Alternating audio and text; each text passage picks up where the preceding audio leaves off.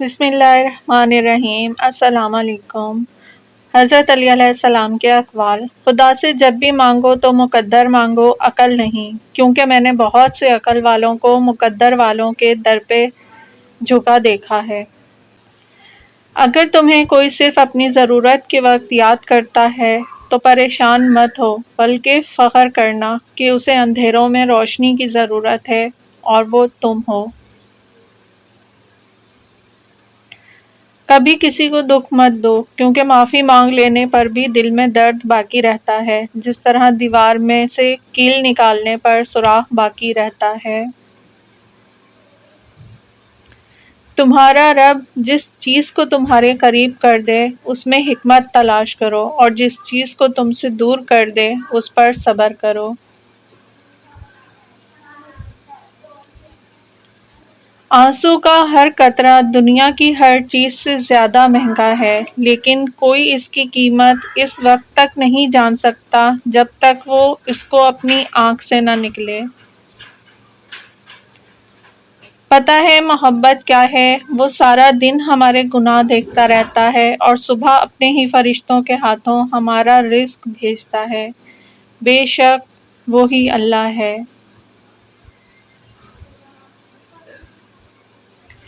جب دعا کرتے وقت تمہاری آنکھوں سے آنسو آنے لگے تو سمجھ جانا تمہاری دعا بارگاہ الہی میں قبول ہو چکی ہے۔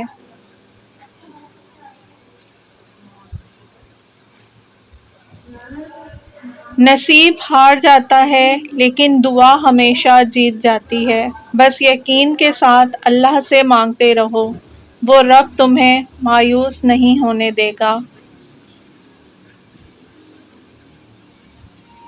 اور تقدیر اللہ کے ایک اشارے پر بدل جایا کرتی ہے۔ تم یقین تو رکھو، وہ بہتر لے کر بہترین دے گا۔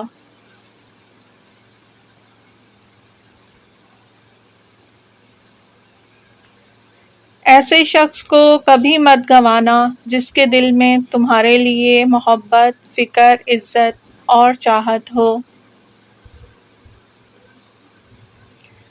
اللہ کی دی ہوئی ڈھیل کو اپنی چالاکیاں مت سمجھو، جس دن اس نے رسی کھینچ لی منہ کے بل ہی گرو گے۔ جب تمہیں لگے کہ تمہارا کوئی نہیں ہے تو آسمان کی طرف دیکھنا، وہاں وہ ہے جو ہمیشہ تمہارے ساتھ تھا اور ہمیشہ رہے گا۔ دل برا رکھ کر زبان کا میٹھا بننا مجھے نہیں آتا۔ جسے عزت دی دل سے دی، جسے چھوڑا دل سے چھوڑا۔ بزرگ کہتے ہیں فصل رنگ بدلے تو کاٹ لو، لوگ رنگ بدلیں تو چھوڑ دو۔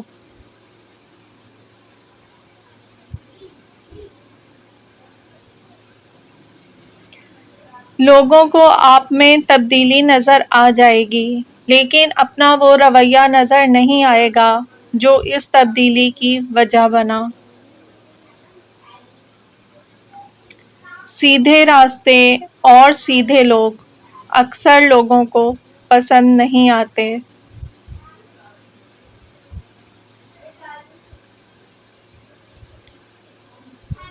صاف صاف بولنے والا کڑوا ضرور ہوتا ہے پر دھوکے باز نہیں۔ کبھی کبھی چپ رہنا شکایت کرنے سے زیادہ بہتر ہوتا ہے، کیونکہ جن کو ہماری شکایت سے فرق نہیں پڑتا ان کے سامنے اپنے الفاظ ضائع کرنے کا کیا فائدہ۔ اس شخص کو کوئی نہیں بدل سکتا جس شخص کو اپنے اندر کوئی غلطی نظر نہ آتی ہو۔ جو دل کے صاف ہوتے ہیں لوگ غلط بھی انہیں ہی سب سے زیادہ سمجھتے ہیں۔ بس تھوڑا اور صبر، پھر اللہ کن کہہ دے گا اور فایا کن کا نظارہ تمہارے سارے غم دور کر دے گا۔ اپنی بیٹیوں کو ہرگز ناراض نہ کرنا، کیونکہ یہ مشکل وقت میں تمہاری بہت ہی قیمتی مددگار ہیں۔ میں نے اللہ تعالیٰ سے دعا کی کہ یا اللہ میری امت کے لیے اس کے سویرے کے کاموں میں برکت عطا فرما۔ نبی کریم کا ارشاد۔ یہ بات جان لو کہ یہ عورتیں اپنے شوہروں کے ہاتھوں خدا کی امانت ہیں، اس لیے مرد حق نہیں رکھتا کہ انہیں کوئی ضرر یا نقصان پہنچائے اور ان کے حقوق کو پامال کرے۔ جو شخص حق کو پہچان کر پھر بھی حق کے لیے آواز نہ اٹھائے، بس خاموش رہے، وہ شخص گونگا شیطان ہے۔ تباہی اور بربادی ہے ایسے تمام لوگوں کے لیے جو انسانوں کو طعنہ دیتے رہتے ہیں اور ان کے عیبوں کی تلاش میں لگے رہتے ہیں۔ نبی صلی اللہ علیہ وآلہ وسلم نے فرمایا، نیک اور بلند مرتبہ لوگ اپنی بیویوں کی عزت کرتے ہیں اور پست ذہنیت اور نیچ لوگ ان کی توہین کرتے ہیں۔ اگر تمہارے رزق میں سے دوسروں کی ضروریات پوری ہو رہی ہیں تو تم خوش قسمت ہو کہ تمہارا رب تمہارا رزق پاک کر رہا ہے۔ تہجد پڑھا کرو، لا حاصل کو اگر پانا چاہتے ہو تو تہجد پڑھا کرو، کیونکہ جو نصیب میں نہ ہو اسے تہجد کی دعائیں مقدر میں لے آتی ہیں۔ اللہ تمہارے دل سے کسی چیز کا خیال تب تک نہیں نکالتا ہے جب تک تمہارے نصیب میں اس کے ملنے کی گنجائش باقی رہتی ہے۔ زندگی میں آگے بڑھنا ہے تو بہرے ہو جاؤ، کیونکہ بعض لوگوں کی باتیں مایوسی میں اضافہ کر دیتی ہیں۔ مرد کا دل جب عورت سے بھر جاتا ہے تو وہ 3 کام کرتا ہے: اپنا لہجہ بدل لیتا ہے، عورت کے کردار پر انگلی اٹھانے لگتا ہے اور ہر وقت مصروف رہنے کے بہانے کرتا ہے۔ دل جیتنا چاہتے ہو تو آواز میں نرمی پیدا کرو۔ سورہ انعام جس مریض پر بھی پڑھی گئی، اسے اللہ تعالیٰ شفا عطا فرماتا ہے۔ کائنات میں کوئی کسی کا اتنی شدت سے انتظار نہیں کرتا جتنا اللہ اپنے بندوں کی توبہ کا انتظار کرتا ہے۔ جو شخص گھر کے کاموں میں اپنی بیوی کی مدد کرے، خدا اس کے لیے 1 سال کی عبادت کا ثواب لکھتا ہے۔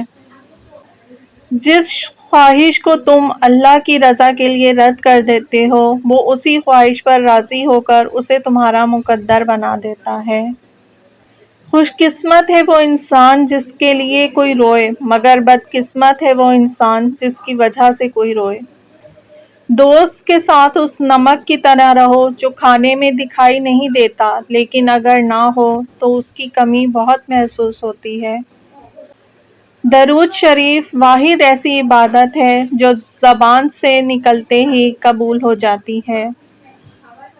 تمہارے والدین تمہیں بچپن میں شہزادوں کی طرح پالتے ہیں، لہٰذا تمہارا فرض بنتا ہے کہ ان کے بڑھاپے میں ان کو بادشاہوں کی طرح رکھو۔